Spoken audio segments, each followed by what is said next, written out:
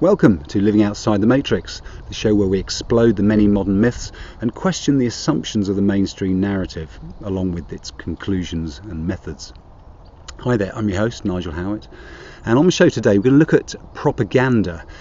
It's a broad concept, but we're going to look at the whole context of being alive today, really. Going to zoom out for a bit, because living outside the matrix is stepping outside of the mainstream sort of consensus of ideas and beliefs, if you will. It's disengaging from everything we believe just for a moment while we think again, while we re-examine the facts and hopefully get a little bit closer to truth.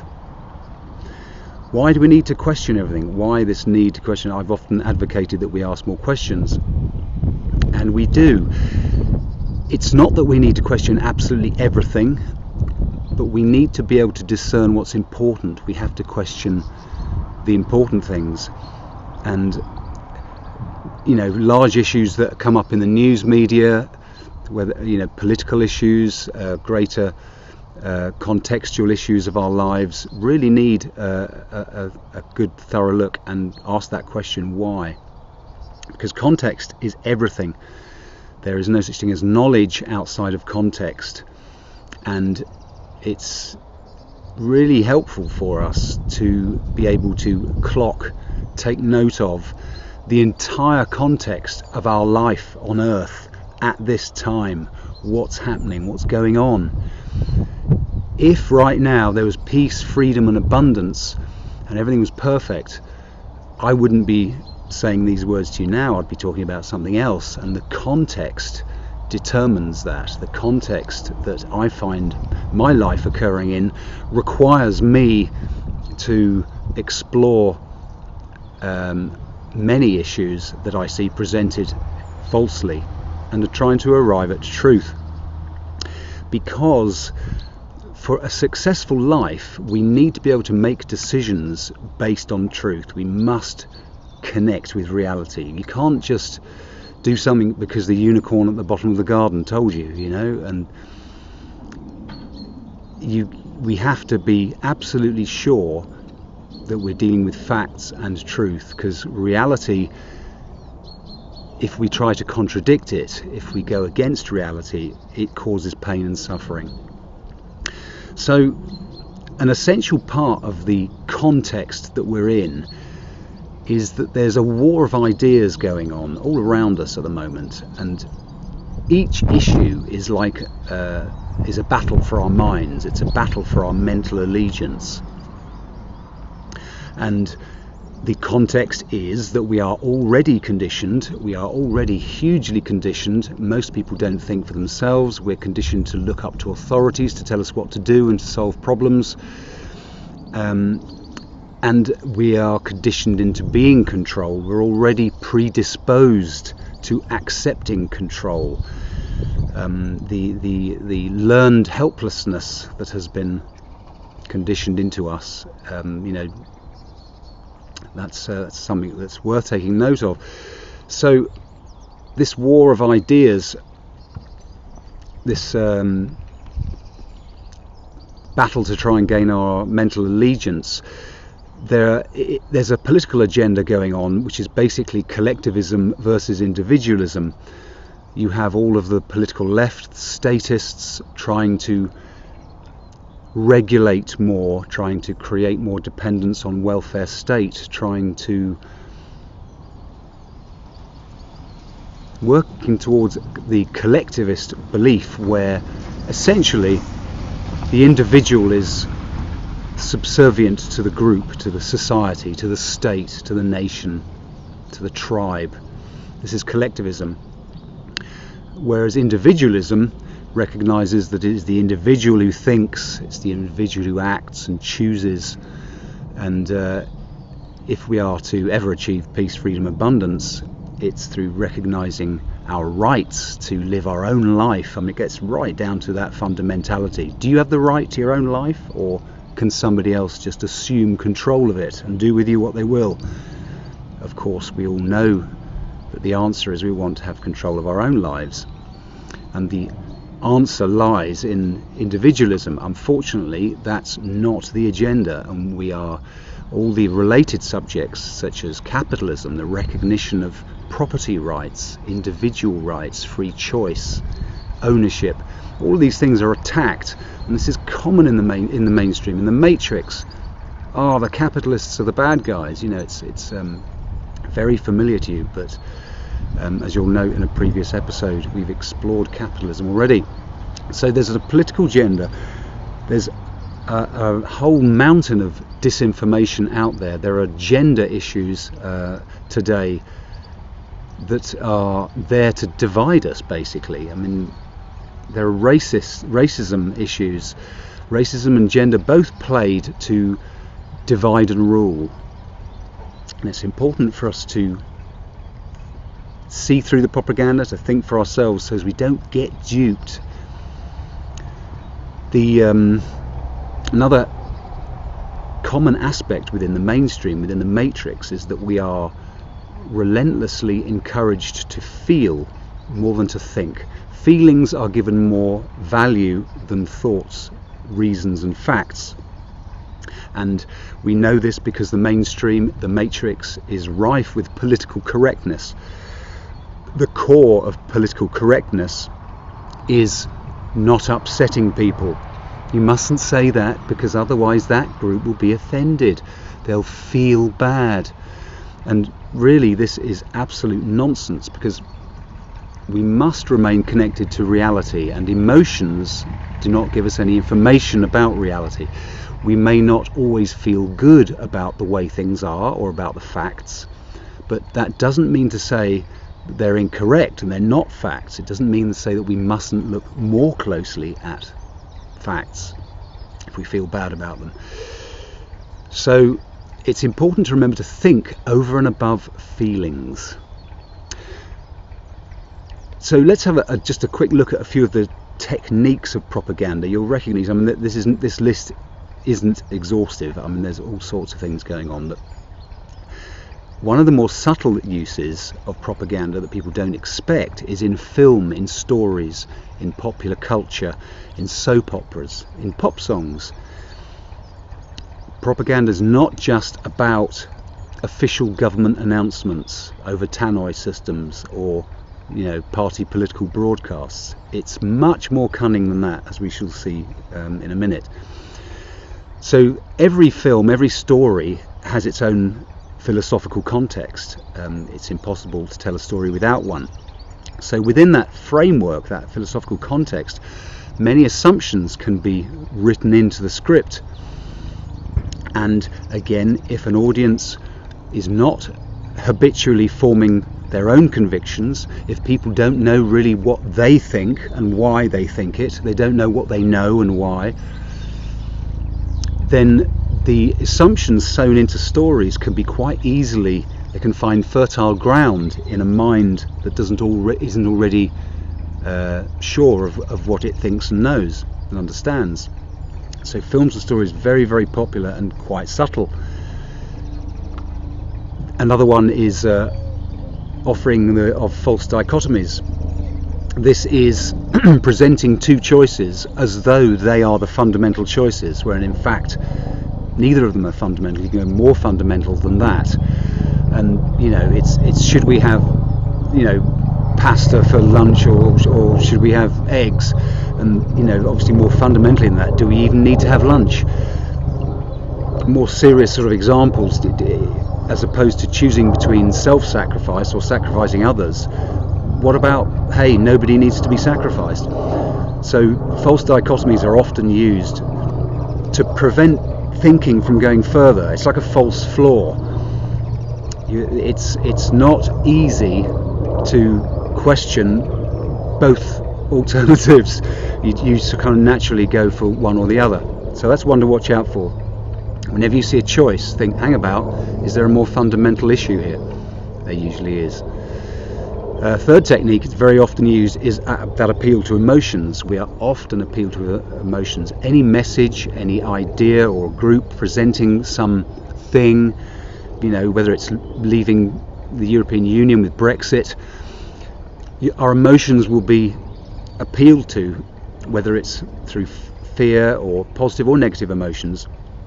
But ideas can be presented to us in a way that dangles a little hook for us to get emotionally involved with, and this it scuppers our impartiality on evaluating an issue, because we're not thinking, we're emoting, we're not thinking about facts, we're kind of introspecting about how we feel about something. And it's important to be focused on the facts. Number 4 is appeal to authority. This is common. We're all already conditioned to look up to authorities for solutions. We look up to our parents for solutions. We look to the school teacher for solutions. We look to the policeman for solutions. It's right there. So whenever we are presented with a problem, an alleged problem of climatic disaster, for example, due to man-made CO2 contributions, when we're presented with that, with emotional, well, that encompasses the previous one as well, emotive things, but also the authoritative, all these scientists know this is true, blah, blah. It tends to shut down people's curiosity, and we'll hang about, is that really true?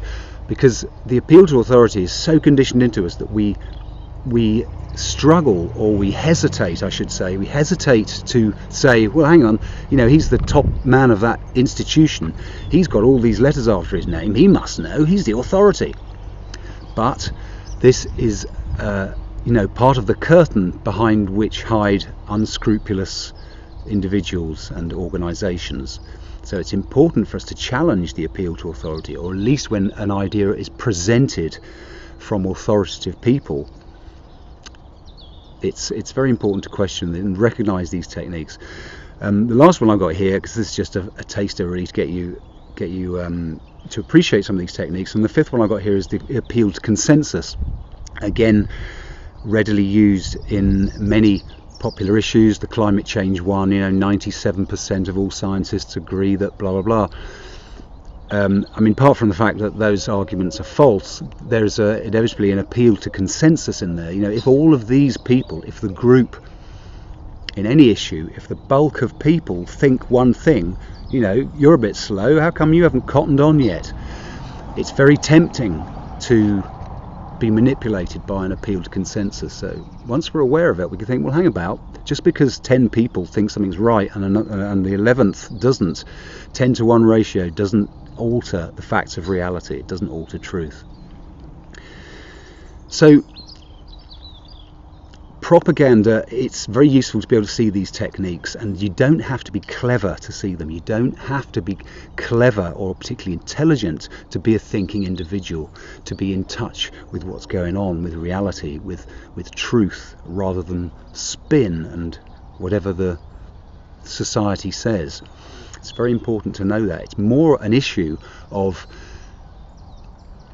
firing up that desire to know, being curious, saying no, truth is more important. We have to it's almost a conscious decision to place truth as a higher value than conformity, convenience, not making a fuss, standing out, being seen to disagree. And of course that doesn't mean to say that you have to be obnoxious or disagree with anyone about anything. It just means that we have to really value truth as the most important thing. And there's an important factor with propaganda finding fertile ground, if you like, in some minds. And this can be due to the fact that people haven't yet arrived at their own convictions. If you haven't thought about national sovereignty, independence, and the virtues of being able to manage your own affairs, maybe you haven't thought that through with regards to the Europe, the Brexit issue. I know this is a little bit passé now, although we may or may not leave. But unless you've extrapolated these ideas of independence and you've really thought through, well, hang on, do we really want to be a member of that club or not? Unless you know what you think about something and why, unless you have your own convictions stored in your mind, there'll be an empty space there. And in that, not having a view, you're far more readily influenced than if you've thought something through already, and there's a conviction in place. So it's important to know that when we've arrived at our own ideas, other ideas, new ideas, will be recognised as different from our own, and they're less easily sort of smuggled in through the back door, particularly in things like films. If we've reached our own conclusions about certain issues and we watch a film that deals with that issue but presents an opposite view, we'll recognise that instantly, again, if we've thought things through for ourselves. So it's important to recognise also that in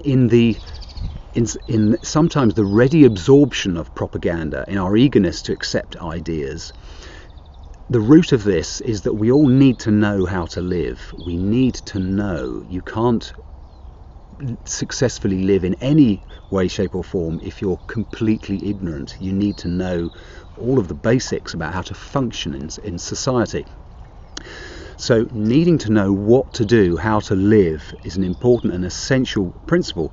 So it comes down to, where do you get your information from? Do we find out directly?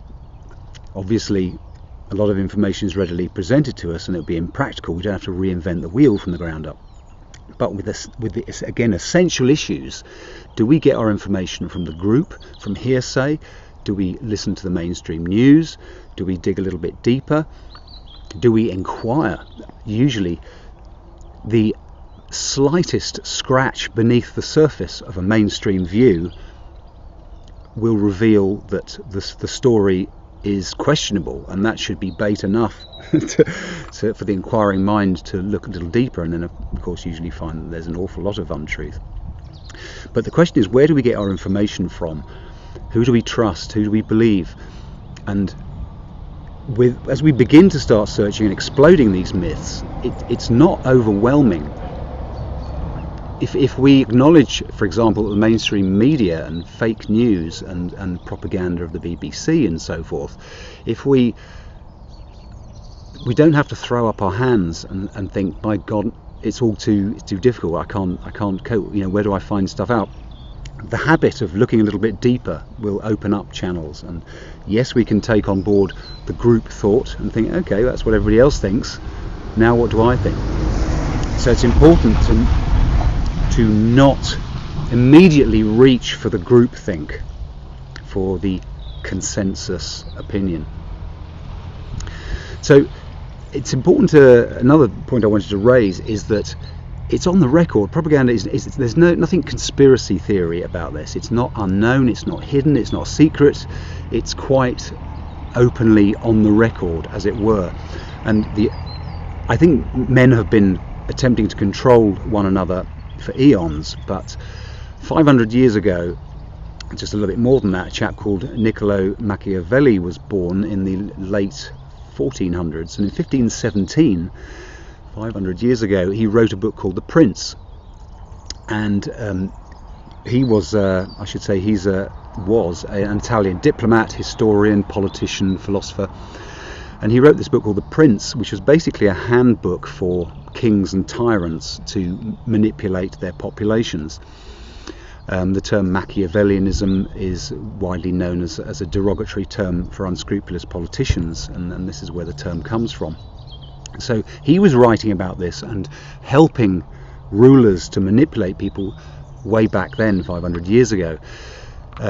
More recently, at the beginning of last century, Edward Bernays, the nephew of Sigmund Freud, was a very influential character. He picked up the ball and ran with it, if you like, in terms of developing this science, this art and craft of persuasion, of hidden persuasion, of secretly of affecting people's choices and decisions without their knowing it. And his famous first campaign was, or not first campaign, but his famous the early part of his career, I should say, was helping President Woodrow Wilson with a campaign to persuade the American people to join World War I. At a time when public opinion there was very anti-war, he managed a successful propaganda campaign which brought the American people on side, and America entered the war. He then went on to make or to enjoy the clientele of another 5 American administrations.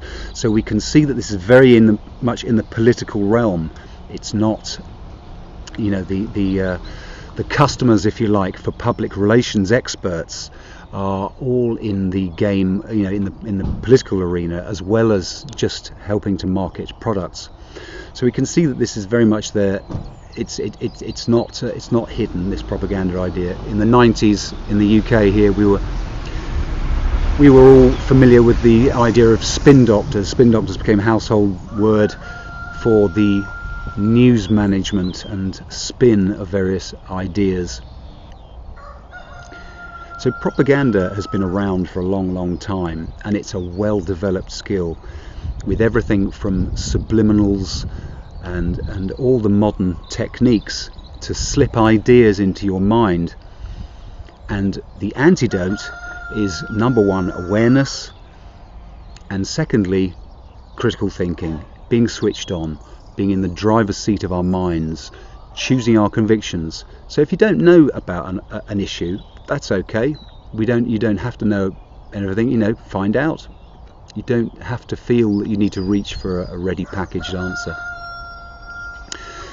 So I hope this all helps explode the myth that we live in an open, free society where everybody has our best interests at heart, because that's not the case. This context of propaganda shows us that, or one of the key aspects of this propaganda context is that there are people who would hoodwink us with incorrect information. So I hope this equips you and in some ways inspires you to scratch a little deeper beneath all of the issues that affect you, that affect your health and your happiness.